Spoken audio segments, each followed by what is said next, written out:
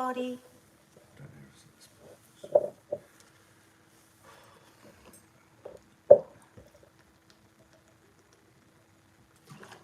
Now? I think so. Morning, everybody. How are you? Good morning. Good morning. It's great to stay up late. Good morning. Good morning to you and you and you and you and you. Well, I mean, there's absolutely nothing else we can talk about, first of all, other than the weather. Because look, everyone's already talking to each other about the weather. And we Brits love talking about the weather. Yeah, and I think there's quite a few different aspects about the weather. There's safety, there's comfort. I have to say, I've noticed in the last 24 hours, I was actually talking to one of my children about this yesterday, that I've been quite surprised how the weather can really aggravate your mental health. It's getting to me a bit because Me too. it's making me feel quite even more trapped in my head and claustrophobic and overheated. And it's like almost like what's happening outside is happening inside too. Well, exactly, and because it makes one irritable, and so when you're irritable, you don't feel nice anyway. But I think we both did the right thing today. I actually felt worse yesterday than I did today. I know it's been horrendously busy. He got up morning, straight away and did Joe Wicks. Brilliant exercise done out of the way. I spent. I was just laughing on Instagram. If somebody tells me not to do something, I just do it. It's terrible. I'm out there in the sun clearing up the garden, and I never ever clear up the garden. But it was just getting moved, and I feel like we're organised. I've known you move more than you have in the last 24 hours. You haven't stopped. And every time I say, what are you doing? Every time of the day is the right time to do it. No, because yesterday Even I got when up it's early, the hottest. did stuff, and then in the hottest time I did nothing. I went and had a deep sleep. I went up at 2 o'clock. And then actually fell asleep at 3 o'clock for an hour and a half, and it was gorgeous. Hand yourselves over to it. Don't keep pushing through. You kept pushing through. Yeah. Mark, every time I spoke to him yesterday, he just went, I mean, you actually stopped talking completely. I just couldn't. You just no. couldn't. Well, someone just said they felt really claustrophobic. Yeah, and it's totally claustrophobic is the right word. And I think if I'm honest, I was having to fend off, or I felt like I was navigating, although I was saying nothing, editing a lot, and just kind of getting away from, not people in a horrible way, but just like, I didn't want to. If I was asked anything, it was just, oh God, I know. Jesus Christ almighty. None of this matters. I'm just barely keeping myself alive right now. But it wasn't keeping myself alive with the heat, it was the mental, I was doing mental, I suppose one aspect of it must be the fact that what's removed in the heat is the capacity to distract as much as freely and as comfortably as you can do. You have to stop, and that's why my advice is, somebody said over on Instagram, I'm supposed to be clearing up and I feel so lazy. No, you don't feel lazy. Yeah. It's hot. Hand it over. This is going to be 2 days of our lives. Yeah. So just hand it over. Do stuff first thing in the morning, and last night I went like a crazy person clearing up everywhere because it was cool and I wanted to feel active. But for all those hot hours, I didn't do anything. Even reading was too much. Yeah. Can I show them what I've done? Oh right. Well, Can't turn around the I camera. suppose. Hang on a minute. I can. Well, why don't I just do this? There you go. So I took precautions yesterday, like we were going to war. I've got a duvet cover over on that window. I've got towels on that window.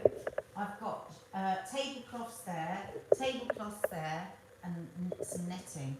And oh my God, I have cut out the sun in our lives here. Mark, isn't it cooler than it was yesterday morning? It is. So if you're like us and you haven't got curtains, just get any old shit and hang it up. Just anyway, put a cupboard, anything, just block out the sun and keep it cool. Like Zoe says though, the media don't. I mean, I nearly put in the title. I've put 41 degrees question mark exclamation mark because as I keep monitoring it on the Apple weather thing, it's going to get nowhere near 41. It's going to be 35, 36. But the press are wanting this to be Dante's Inferno. Well, it has gone crazy. Country Bumpkin just said that she's nailed a blanket up. I thought she said nailed a plank. Nailed a plank. You've nailed a blanket. Yeah, that's that desperation. I was about to say desperation is nailing a plank across a window. The other ththing is, I was just saying over on Instagram, if you've got a loft, open the roof, because then it will make it cooler for tonight, because the heat will go up into the roof, then close the roof and keep up. But no, I don't know if that's true. I think it is going to get up, because they're pretty sure of it, that it is going to hit 40, Do you think? 41 today. Anne H says, I've put tin foil on my bathroom window and it really works. Yeah. Even if people think I'm bonkers. Yeah, because apparently it just reflects it back. Maybe we should put it on the skylight. MeTube thinks it will hit 41 in at least I do. one place in the UK. Yeah, Northampton 37 today. Yeah, I guess so. I suppose. I mean, it makes me laugh though. They've got tons more people on standby on the phones for ambulances. What's the point? There's no ambulances. Yeah. What are they going to, hello, yes, that'll be a 6 or 7 hour wait. Yeah. But, I just heard a good tip, which I wouldn't have known. People are being urged not to go into open water unless they have a wetsuit on. That's the swimming, that's lakes, Why is that? sea, Why because the wetsuit? water is freezing, and Oh, that's going to be the contrast. biggest problem. One of the big problems for the ambulance service is getting people that have cold shock, water shock. Water shock. Water I shock. don't think it's called water shock. I think it's called cold shock. Close. What's it called? MeTube will know. Water shock. You know, you can get something called tent blindness and snow blindness in the snow. I wonder, Yeah. I wonder if it's something like that. But anyway, yeah, so your body is hot, and then you get into the freezing cold water, and you can have, a shock, heart attack, anything, so just be careful. Does it cheer you up, this level of heat? Do you like it? I mean, you're No, being yeah, but isn't it weird? Don't you absolutely think it's not. weird that as creatures we go to great lengths to go on holiday, to travel the world, to find this heat, and then when it comes here, we're all fucking moaning about it. Yeah, but Why it's is like that? we keep saying, everything is, we're in and out of a pool, in and out of the sea, you've got air conditioning. You're not doing much. You're not doing much. I'm thinking of my mum and dad today. Actually, Dina sent me a text this morning. Your She's dad's in his element. He's like a lizard. He just sort of It's sits not in the good sun. with heart condition, No, this kind of I heat get though. that. So she's made up the sofa bed in her front room because it's the coolest room, so he's going to go there. I'm thinking of our friend Pat, Yeah, so we might have her over today because she's in a small flat with loads of carpet. She's actually, her bedroom is always- very cool. She's Her always bedroom is very hated the cool. heat. Yeah, no, it's just a bit miserable though, being in your bedroom. Maddie spoke to her yesterday and she said she's absolutely hating it. Nanny died, Mum. I said, stay here, keep cool. Nanny died, Lots of went home. space. You went home. You insisted. What is wrong with you, Mum? I What's think we are a bit much to Yeah, now, Hayley Golden is from Hello from Southend-on-Sea. I saw photographs yesterday of the beach in Southend. Oh my God. Apparently people were up really early and bright and saving their spaces on the beach. There was a 5-mile tailback onto the beach in Camber Sands. Did you know that? 5 mile. I just wouldn't be on a beach because it's too hot. It's not so good. hot. Yeah, Nanny Di knows you two are going to go heat mad. Absolutely. Mad dogs and Englishmen. I'm ready for winter now, says Zoe. It's uncomfy at night, says Minky Moo, but Exactly, luckily Hillary invested in Daly. some fans a couple of years back. I am going to spend. Hi, Sazzy. I'm going to spend Sazzy a or minute, Sazzle? Sazzy? a minute, Morning. because I know it's so depressing and terrifying, so I don't want to too much. Just going to have to turn This that. is the terror of. Turn that on a bit. You're going to get a bit of sound to the side here, but it's fucking unbearably hot suddenly.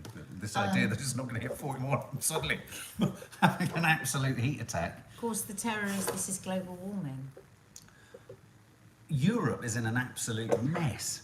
Right? It's so scary. I mean, they're saying is the parts of future. Spain are like Dante's Inferno. I mean, it's just horrendous. It's absolutely horrendous. And Pete, can you believe there's a story in Stevenage? People have actually left their dog in a car, and in an Audi in Stevenage, No. the police. There's a wonderful photo of 7 policemen who decided to smash open the windows of this Audi to rescue this poor dog that was in there. It broke Oh, my what a heart. death. Well, no, it didn't die. They saved it. Oh. But I mean, that's the extent to which, unable to track down the owner of the vehicle, police Anyone. decided to smash through the window and free the dog to cool it down. I mean, you just don't leave dogs in cars. It's just not done. Look at these holiday makers racing at the crack of dawn to claim sun lounges at Tenerife I Hotel. can't show you that. I'm Oh, afraid. that's exhausting. Oh my God. Yeah.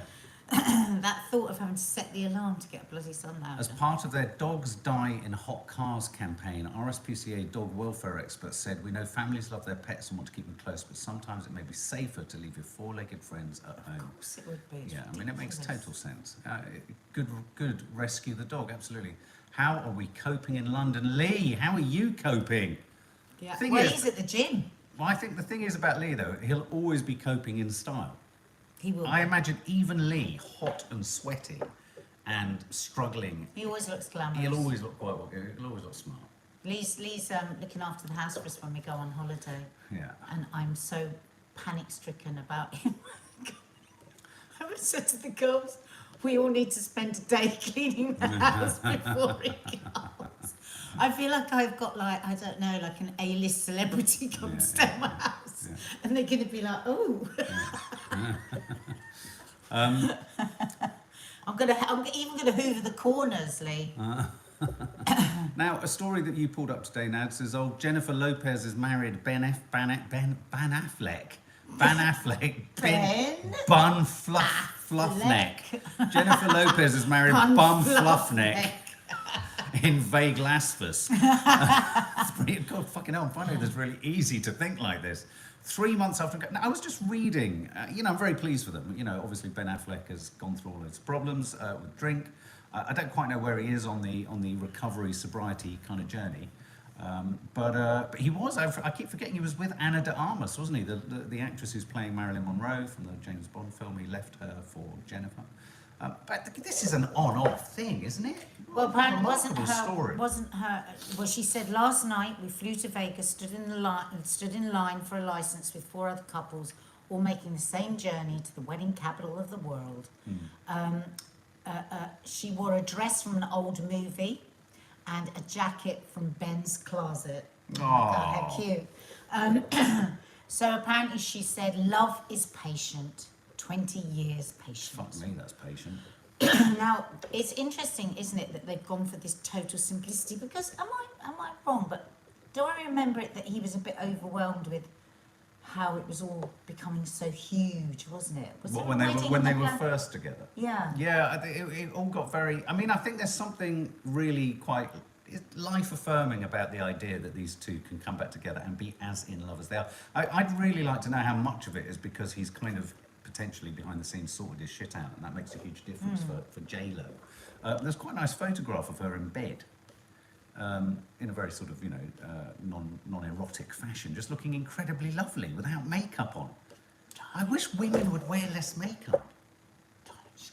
Oh, she got a bit of makeup on. All right. Honestly, once when I had to do this shoot and it was a no makeup shoot, I it love took no 45 makeup. minutes to put the makeup on to make it look like that. There was no makeup. on. Oh, really? But what about this thing of always doing it in Vegas? It's such a funny thing, isn't it, Vegas? It's like, it used to be the idea that, oh, this is meaningless. You're usually drunk when you do it. I mean, I've filmed in one of these kind of wedding places, and they're literally drive-through. Oh, I You don't drive like it. through, the kind of pretend vicar comes out, does all this, I he's usually dressed as understand- Elvis. I think when you're major megastars, Yes.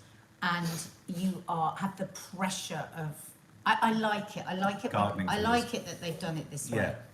Because Yeah, I it's do, I not do. about the wedding. It's not about the picture deal. I It's do. not about. It's about actually.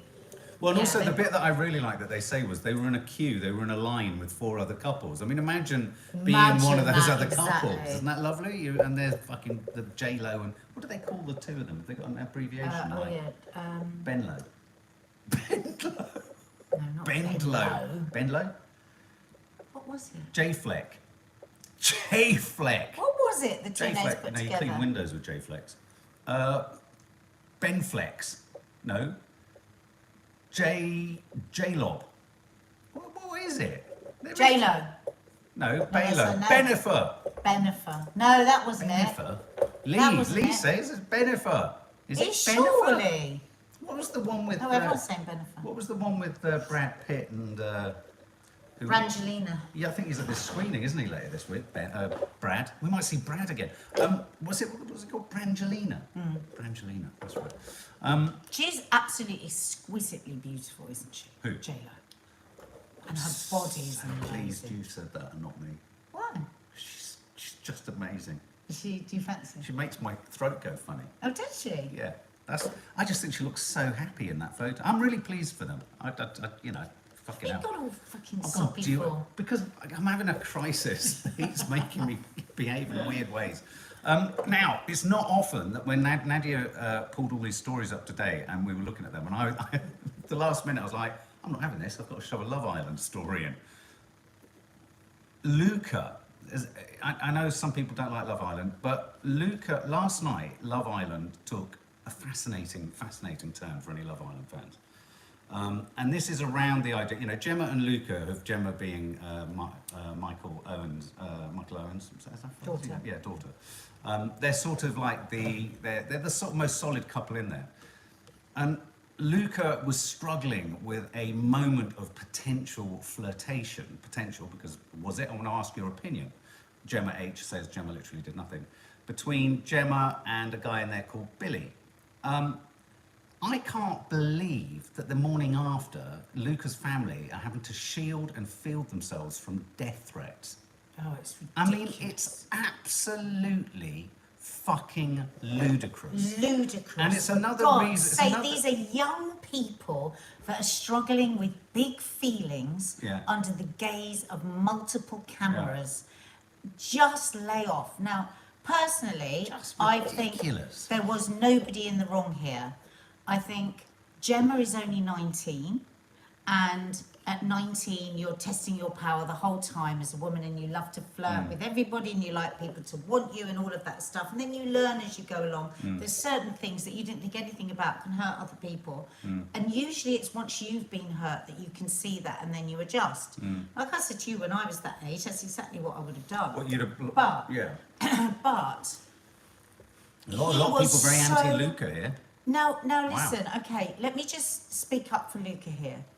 The bit where Gemma says to Billy, have you seen where he's put the beanbag? Oh no, you're not allowed to touch me. Friends, you're not allowed to hug mates. She was being a 19-year-old playing both sides, right? Yeah. But if you're shown that on screen, somebody dissing you. Like if I saw Mark, even now after 20 years of marriage, talking to somebody else about me like that, it would be a big deal for me. Because it's like there's a loyalty line that you don't kind of cross, which is to diss your partner. Like to your friends, you could say, oh my God, Mark's bloody annoying me. Look, but to a bloke that you're flirting with, to use the other bloke's insecurity about you, I don't think she meant anything. Her intentions weren't there to hurt him, but he was hurt. He was really hurt. So he's crazy about this girl. You could see himself, he wound himself in. He was trying to make up with her towards the end, because I think that rise of jealousy had come up, but he managed it.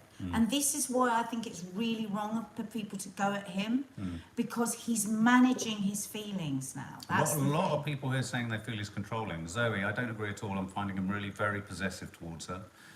Gemma is very mature, says Gina. She's incredibly grown-up head on her. But the thing is, she has said to him that she doesn't think she did anything wrong. Okay, and we saw him acquiescing, stepping down.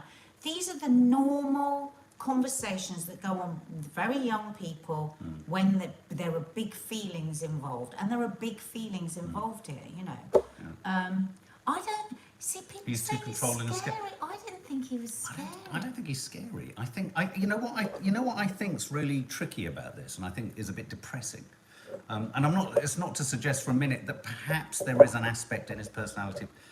Maybe he really... He's definitely jealous. Yeah. Maybe he really knows he likes her, and maybe he's really worried about anything that gets in the way of that. And it's that weird thing. At what point is any infatuation or the burgeoning or start of love between anyone, there's always an aspect of love that is a bit possessive. Oh my God! Like when you're, there's always, and of course, what we're seeing here under a microscope is that happening at that early point. You know? He has never fallen in love before.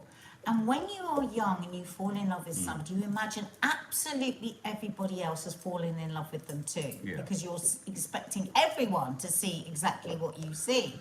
And so I don't think I think he got out of control with his feelings. I think he felt jealous, and he felt jealous because he really cares about her. But I did see him bringing himself down.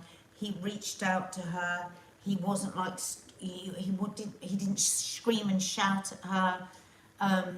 He didn't personally insult her.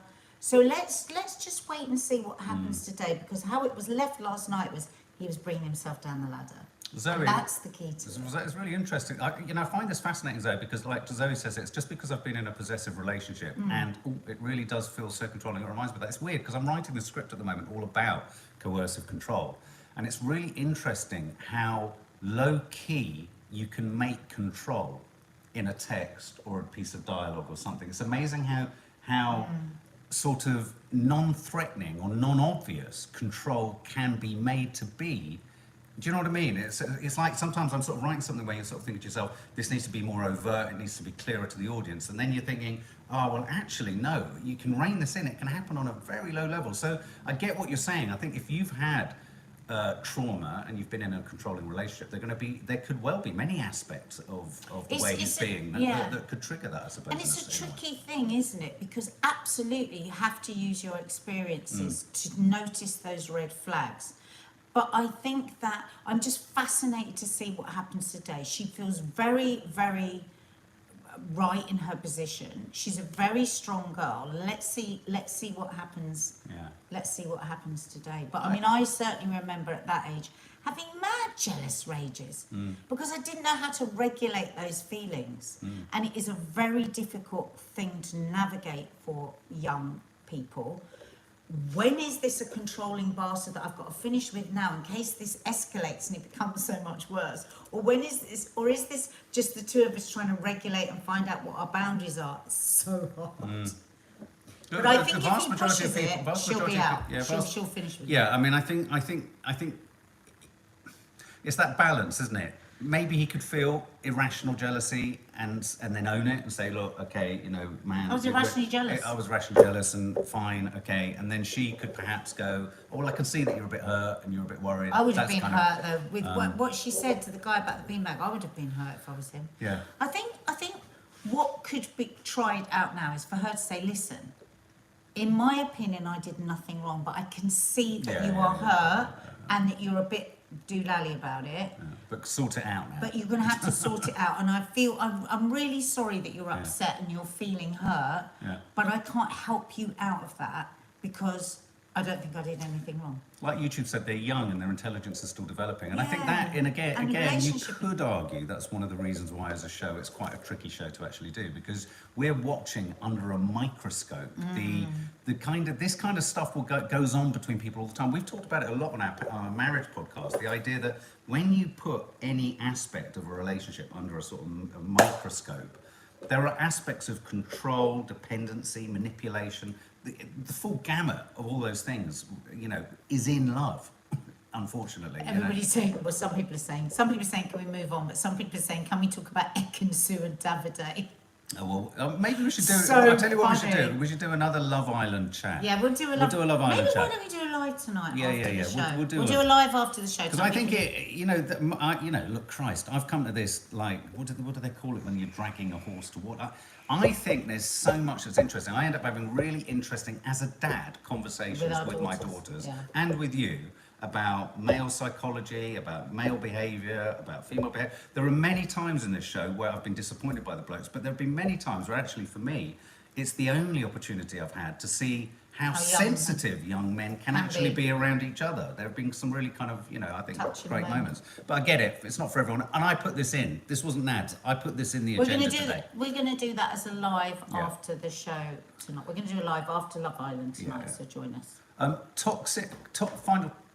Final topic. Please do a live later. I need to chat about it. We do need to chat about it. Toxic teenage girls. This is interesting. This is really interesting. This would make a really interesting confessions of a modern parent.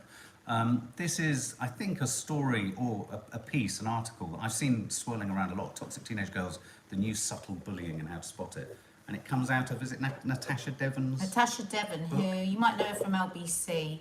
She is. What was she? She's super smart. Former I really Department for like Education her. mental health champion. Yeah, and yeah, she's written a book. Actually, I have it over there. She sent it to me, and I'm going to read it over the next few days. I believe it's a novel, but based on her experiences and her conversations with many teenage girls across the board, all kinds of schools. This is state schools, academies, private schools, and yeah, she's a real advocate for young people. And there was a lot here in this article that we identify, and over the years we've heard our kids coming in, all sorts of new terminologies for bullying. Because bullying isn't just one thing, is it? There's so many different grades of bullying, so many different types of bullying. Yeah. Can I just flag up, just as one of my most frustrating, and it might be that it coincides with this phrase you're using, the kind of bullying I find the most sort of reprehensible in a sense is it's a little bit like trolling's got now in social media, which is it's not a direct attack. It's a kind of really sinister sidling up alongside, feigning a sort of interest and concern and compassion, and then round the back, knifing you. That's which really... is so much more complex than boys bullying, which yeah. is often physical, but it's the psychological torture that they put each other through. She talks about gaslighting, topping, and indirecting. Topping is when a girl shares something difficult that's happening to her, and the friend responds with "Oh, everyone goes through that." Essentially, belittling and dismissing that person. Very toxic. I mean, we've certainly had that with our girls over the time, haven't we?